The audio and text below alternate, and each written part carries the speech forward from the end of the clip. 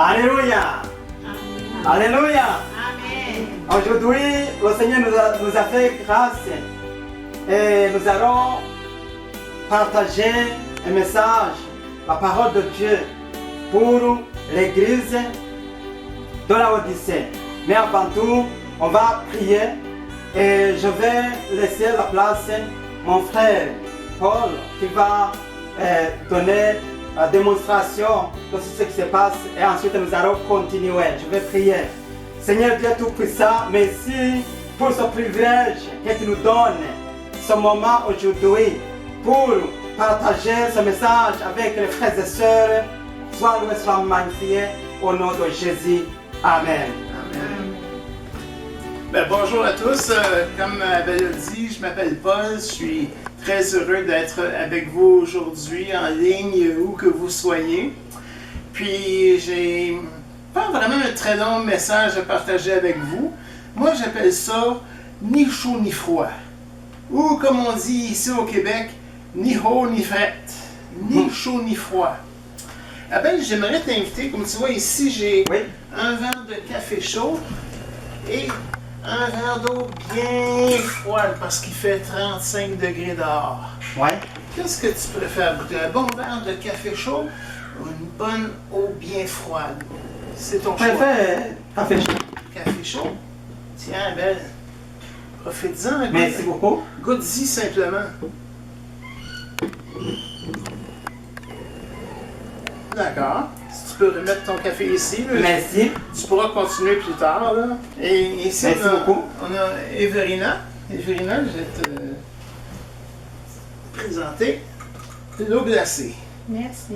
Goûte-y un petit peu, s'il te plaît. Encore une petite gorgée de plus, si tu veux, là.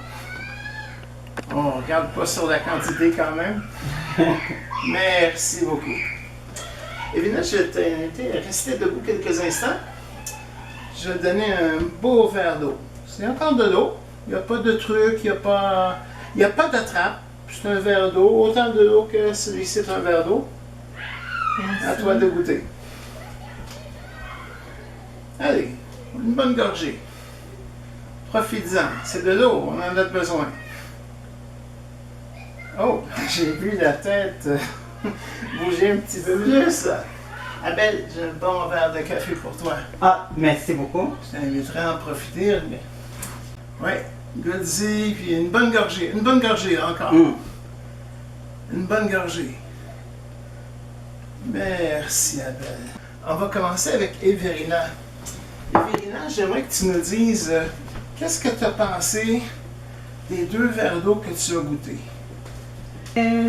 Merci. Mais moi, qu'est-ce que j'ai goûté?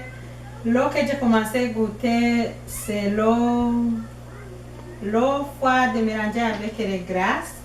C'est chaud et froid, c'est ni chaud ni frais, c'est tout mêlé. Donc, j'aimais moins celui-là que ni chaud ni froid. Mais c'est quand même de l'eau? Mais c'est de l'eau, mais non, il n'est pas chaud. Il n'est pas frais, donc je n'ai pas aimé. Ça fait pas l'affaire. Non, ce n'était pas mon goût. Ben, merci beaucoup de ton aide. Abel, qu'est-ce que tu as pensé des cafés que je t'ai servis? Je t'ai servi 2 cafés? Oui, effectivement, j'ai goûté le café chaud. Okay. J'aime beaucoup le café chaud. C'est bon. Quel autre qui était un peu tiède, mais je préfère chaud. Tu préfères chaud? Oui. C'est du café. C'est bien compliqué.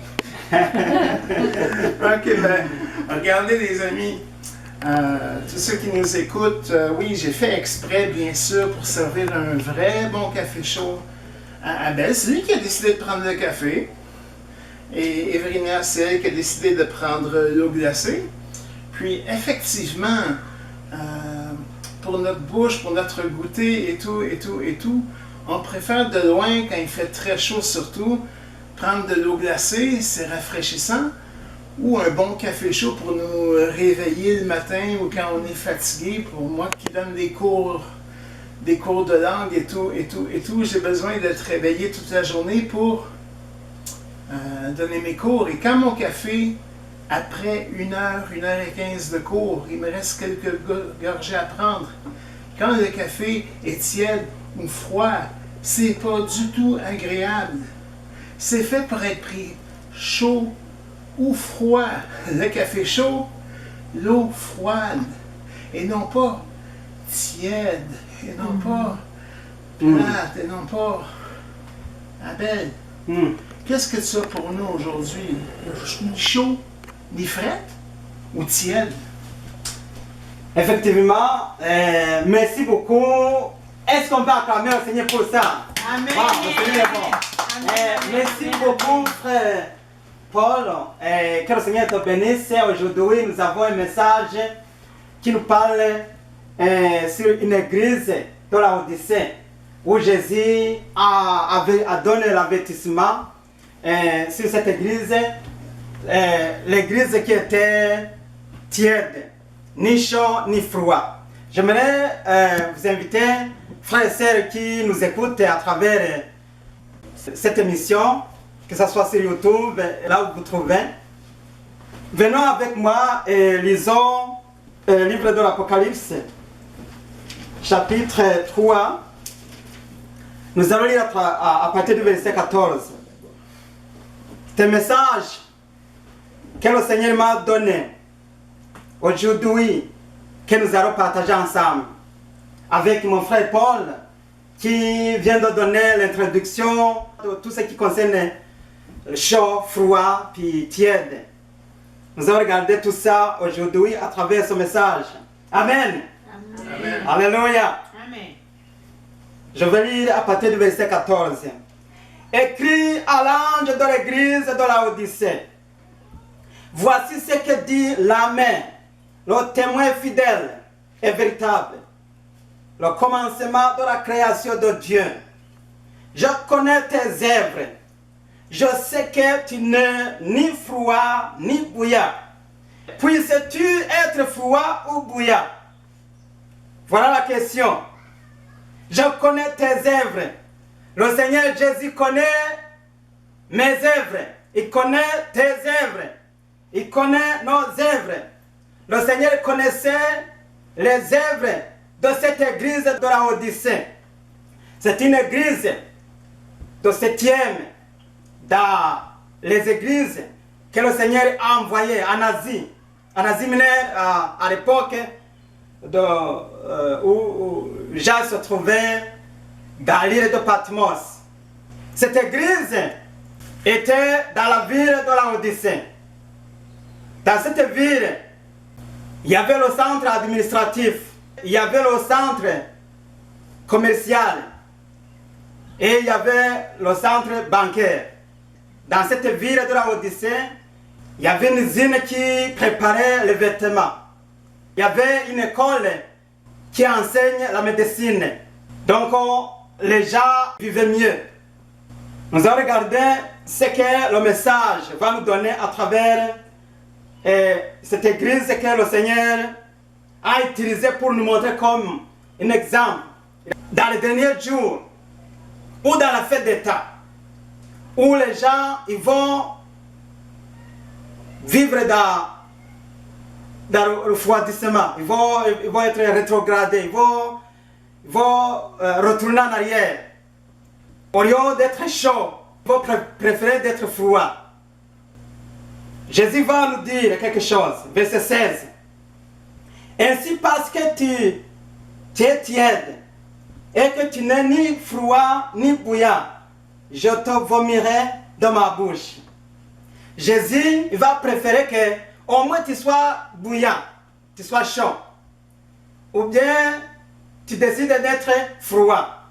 Comme ça, Jésus va comprendre le chemin que tu as décidé de prendre.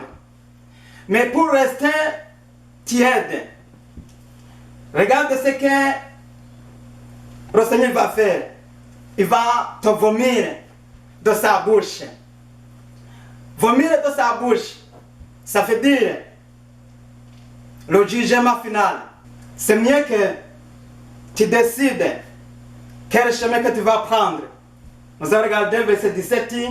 Parce que tu dis, je suis riche, je me suis enrichi, je n'ai besoin de rien. et parce que tu ne sais pas que tu es malheureux, misérable, pauvre, aveugle et nu. Regarde les 5 situations qui se trouvaient dans cette église de la Odyssée. Les gens de la Odyssée, ils étaient riches. Ils étaient intelligents au niveau des connaissances. Il y avait une école, médecine. Il y avait une usine qui organisait des vêtements. Les gens, ils pouvaient trouver des vêtements de l'époque, modèles. Malgré tout, Jésus n'a pas trouvé les bons vêtements que les gens de la Odyssée portaient. Regardez ce que je vais dire. 5 points des problèmes que Jésus va trouver dans cette église. D'abord, il va trouver que ces gens sont malheureux. Quelqu'un qui est malheureux, c'est quelqu'un qui vit dans la confusion. Il peut se suicider. Il peut préférer la mort que de vivre. Quelqu'un qui vit malheureux, il pleure tout le temps, toujours dans l'angoisse, toujours les situations difficiles, des problèmes de santé, des problèmes de foyer, des situations difficiles. Quelqu'un qui est malheureux. Les gens de la Odyssée, ils étaient malheureux. Deuxièmement, les gens de la Odyssée, ils étaient misérables. Ils étaient pauvres, même s'ils avaient autant d'argent. Ils étaient misérables. Parce que quelqu'un qui vit sans Jésus, il est misérable. Le Seigneur, il veut que l'église de la Odyssée d'aujourd'hui puisse chercher notre Seigneur Jésus. Les gens de la Odyssée, ils étaient pauvres. Même s'ils avaient l'argent, même s'ils vivaient dans de belles maisons, des bons quartiers, ils avaient tout. Mais ils étaient pauvres. Voilà. Et quatrième point, c'est aveugle. Malgré qu'ils avaient une connaissance, il y avait une école dans l'époque, après Jésus-Christ. Mais ils étaient aveugles. Ils avaient besoin d'être guéris. Les yeux, l'aveuglement. Ils avaient besoin que Jésus les touche dans les yeux. Cinquièmement, ils étaient nus. Quelque chose qui est nu. Quelqu'un qui est nu. Quelqu'un qui ne s'habille pas. Ou qui est mal habillé. Malgré que dans cette ville, il y avait une usine qui organisait des vêtements. Malgré tout, ils étaient nus. Regardez le conseil que le Seigneur va donner à cette église. Ça va nous aider. Ça va vous aider. Ça va t'aider. Ma soeur, mon frère. Parce que notre Seigneur est le conseiller. Dieu est tout puissant. Prince de paix. Verset 18. Je te conseille d'acheter de moi de l'or éprouvé par bien riche. Le Seigneur va nous conseiller. Il te conseille. Il conseille les gens d'aujourd'hui pour qu'ils achètent l'or. Pour pouvoir être riche. La richesse, ça se trouve en Jésus-Christ. Parce que c'est lui, notre richesse. Alléluia. Amen. La richesse que nous pouvons trouver est en Jésus-Christ. Ce n'est pas l'argent. Ce n'est pas des maisons. Ce n'est pas des voitures. Ce n'est pas des choses visibles matérielles. Mais vraiment, on a besoin de cet or. L'or qui présente le salut. La grâce de Dieu. Le pardon de Jésus. Jésus va nous pardonner parce qu'il est mort sur la croix à cause de nos péchés. Voilà l'or que nous avons besoin. Jésus-Christ va nous conseiller d'acheter des vêtements blancs. En fait que tu sois vêtu et que la honte de ta nudité ne paraisse pas. Alléluia. Amen. Jésus va nous conseiller d'acheter des vêtements blancs. Je vais vous dire que les vêtements blancs, d'abord, ce sont des bonnes œuvres. Ce sont des façons de travailler pour le Seigneur, de chercher sa présence. Et que ce soit d'un côté physique, d'un côté spirituel. Même, nous avons besoin de vêtements pour couvrir la nudité de notre vie quotidienne, pour qu'on ne marche pas honte dans les rues, comme les gens d'aujourd'hui. Aujourd'hui, les gens ils ont préféré de ne plus habiller, mais qui présentent, qui démontrent leur vie. Aujourd'hui, dans nos jours, qui présentent la dernière église de la Odyssée, nos derniers jours, que les gens, il faut des compétitions pour essayer de marcher nu. Si quelqu'un a trouvé quelqu'un qui a essayé d'enlever le vêtement, l'autre va dire, ah, moi aussi je vais ajouter, parce qu'il trouve que c'est meilleur. Malgré que ici, nous avons beaucoup d'usines qui organisent des vêtements, qui organisent de bons vêtements pour s'habiller. Mais la honte est vraiment partout dans les villes, dans les quartiers, dans les rues. Et que la honte de ta nudité ne paraisse pas.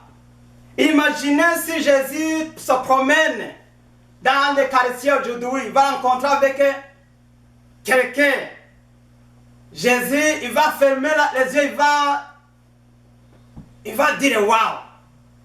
Malgré qu'il y a les usines qui organisent des vêtements.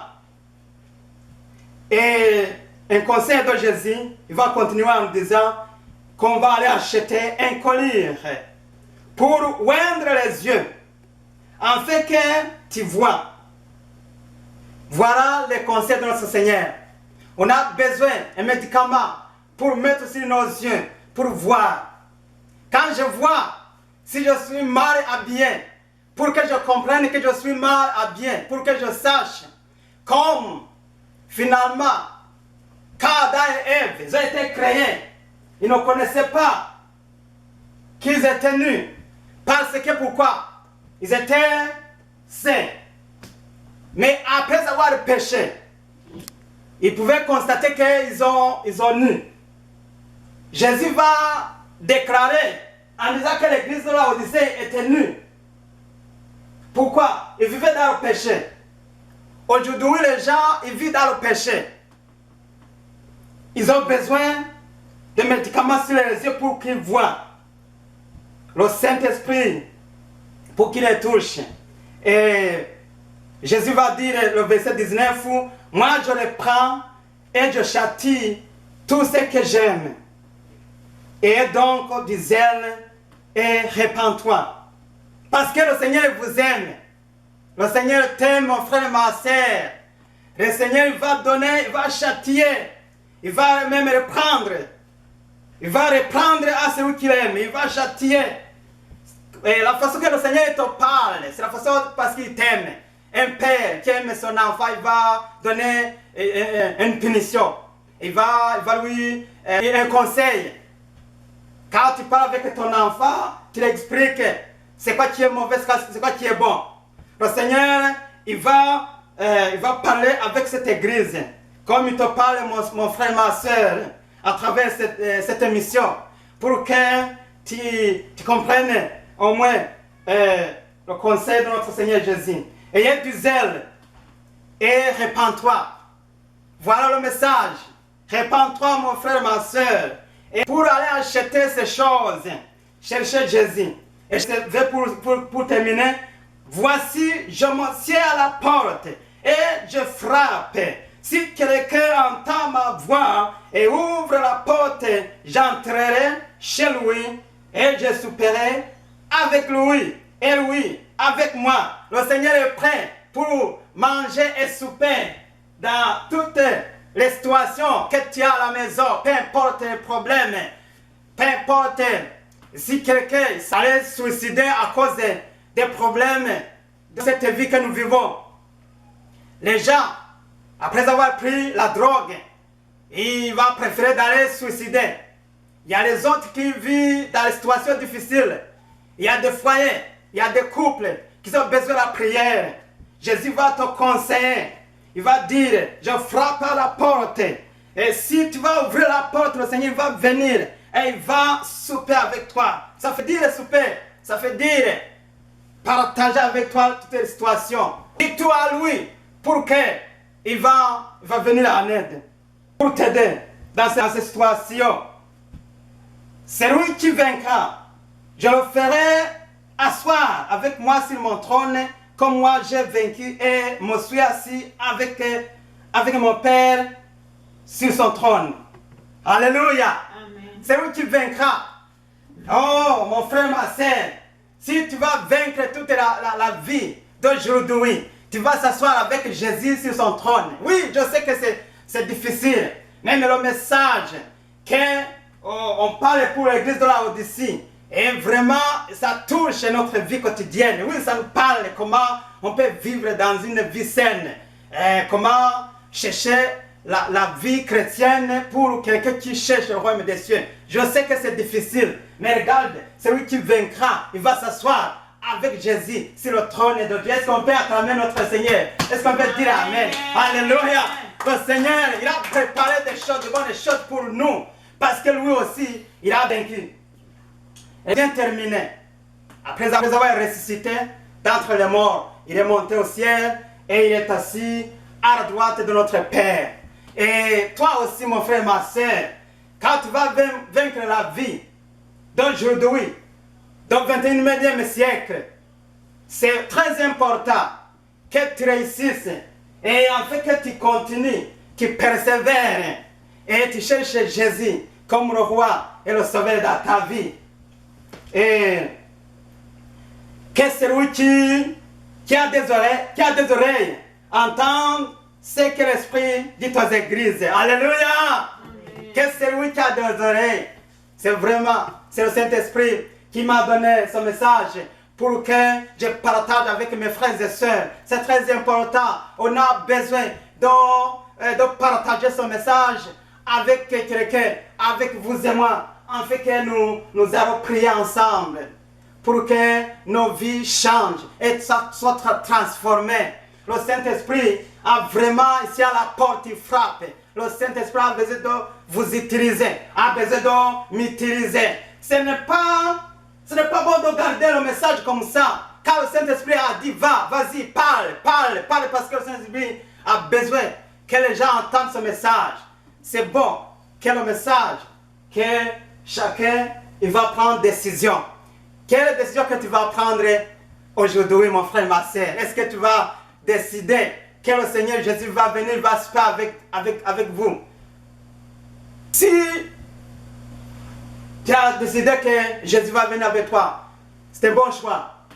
Je t'invite de préparer ton cœur et garder toujours les conseils que le Seigneur Jésus t'a donnés, que nous venons de recevoir, et prions avec moi dans cette prière. Alléluia.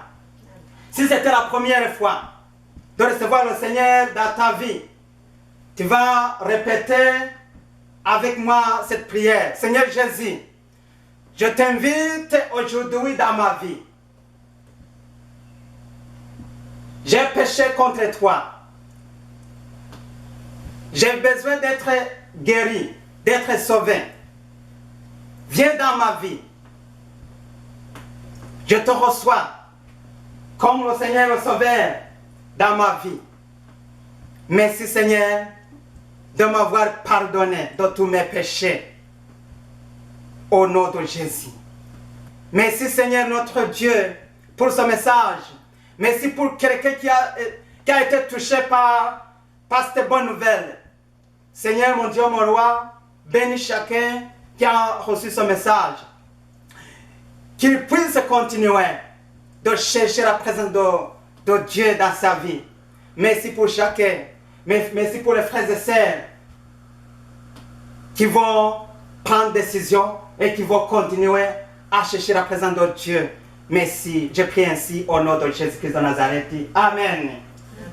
Soyez bénis et que le Seigneur vous bénisse. Et nous allons continuer.